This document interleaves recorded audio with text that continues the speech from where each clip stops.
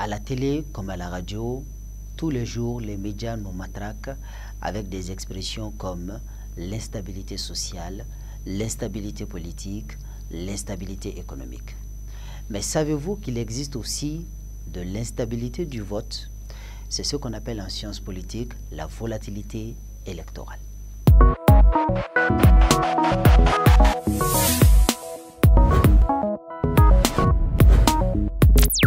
La volatilité est une notion qui appartient au domaine de la chimie. En chimie, quand on parle de volatilité, cela renvoie à la situation d'un corps qui change d'état. Par exemple, un corps qui passe d'un état solide à l'état gazeux, on parle en ce moment de volatilité.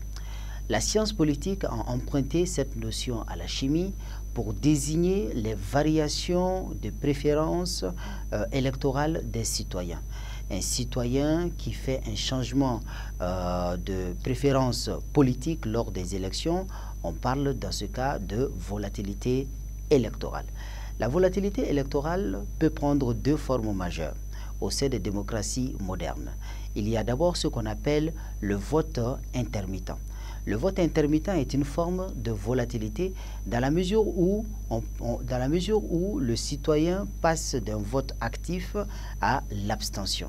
Un citoyen qui passe d'un vote actif à l'abstention entre les deux tours d'une même élection ou entre deux élections consécutives ou concomitantes, alors on parle dans ce cas de figure de vote intermittent. Et ce vote intermittent est une forme de volatilité électorale. Deuxième forme de volatilité électorale, c'est ce qu'on appelle le vote utile. Le vote utile intervient lorsque un citoyen vote pour un candidat ou pour un parti politique par défaut. C'est-à-dire que le candidat en soi n'est pas son choix premier, mais il vote pour ce candidat pour sanctionner l'autre candidat qui est en face. Et dans ce cas de figure, on parle de vote utile, et le vote utile aussi est une forme de volatilité électorale.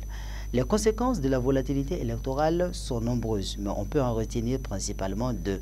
Première conséquence de la volatilité électorale, c'est que c'est une réalité qui vient remettre en cause le vote de classe. C'est-à-dire que pendant très longtemps, les théories d'analyse du comportement électoral sont parties du postulat que les individus votent selon la classe sociale à laquelle ils appartiennent. Mais les situations de volatilité électorale viennent remettre en cause ce postulat. Ensuite, deuxième conséquence de la volatilité électorale, c'est que c'est un phénomène qui vient remettre en cause les prédictions des sondages.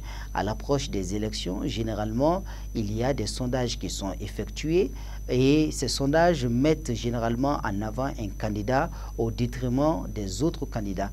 Mais la volatilité électorale est un phénomène qui vient nous rappeler qu'il n'y a rien de plus incertain que le vote.